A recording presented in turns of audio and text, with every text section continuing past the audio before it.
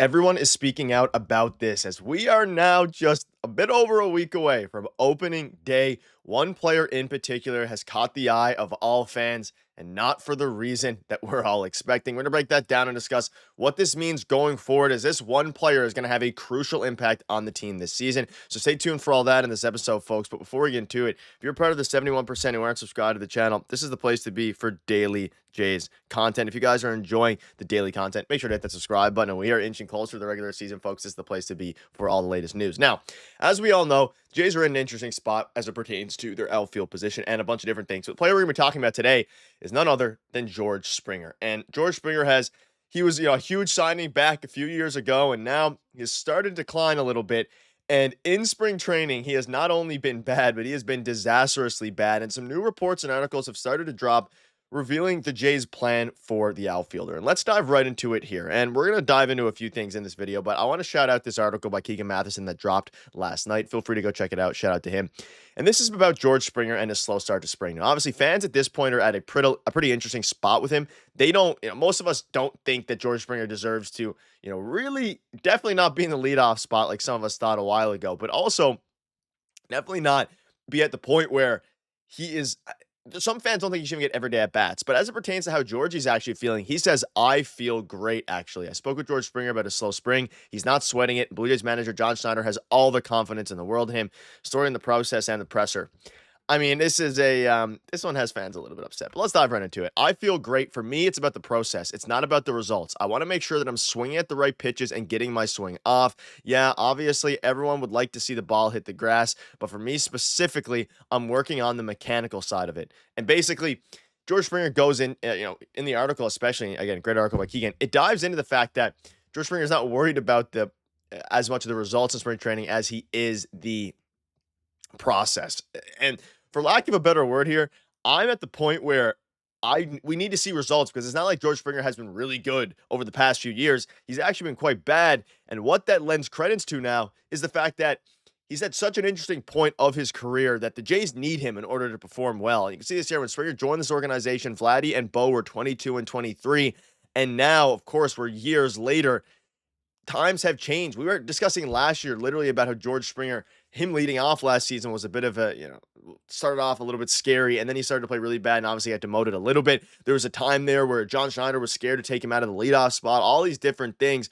And now we're at the point where not only is he not being considered in the leadoff spot, you would assume maybe sometimes he'll be in the leadoff spot, but there's fans out there, myself included, like there's a real conversation to be had about some of the young guys and some of the prospects taking over his spot in the everyday lineup. And there's going to be a serious conversation to be had specifically. And I had a video on it last night about Alan Roden taking over George Springer's spot in the everyday lineup if George Springer doesn't play well, because George Springer is the guy who's taking a lot of these guys' spots. And this is an interesting one.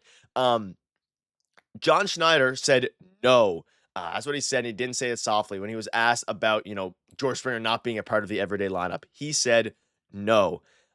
George is a big part of our team. There's a certain trust that you have in a guy who has been really, really good for a long time. Do we need him to hit 300 with 40 homers? No. We just need George to be a productive player, and I have all the confidence in the world that he will be. Let's not forget, ladies and gentlemen, last season he had 220 with 19 homers. However, the Blue Jays define productive. The line clearly needs to be higher than those numbers. Going 3 for 28 in 12 spring games doesn't ignite optimism either. So this is interesting. Now, the good news is clearly he is confident in his approach. Now, there were some people saying that if you actually watch the interview, all these different things, or in the games, his body language doesn't exude confidence, which is very possible as well. However, I think I'm at the point now where we're almost at the juncture with George Springer where if you don't produce, your name is going to have to be taken out of the lineup. If you don't produce, there's too many guys waiting to come up. Now, whether that's if George Springer starts playing some DH, whether that's, of course, George Springer starting in right or left field, whatever one it is, Alan Roden is knocking on the door. And one of the only reasons that he is not most likely going to be on the opening day roster a week from tomorrow is because of the fact the Jays, they have George Springer under contract and he paid whatever it is, $20, $25 million a year. But regardless of that, he's the veteran. They're not going to just bench him. But if 30 games into the year, he's hitting 195, there's going to be a serious question mark about whether or not George Springer needs to, be diverted into a fourth outfielder spot, a pinch hitter against lefties, and all these different things. And it's a serious question to have. And you look at some of the advanced analytics, his exit velo has dropped from 88 to 87.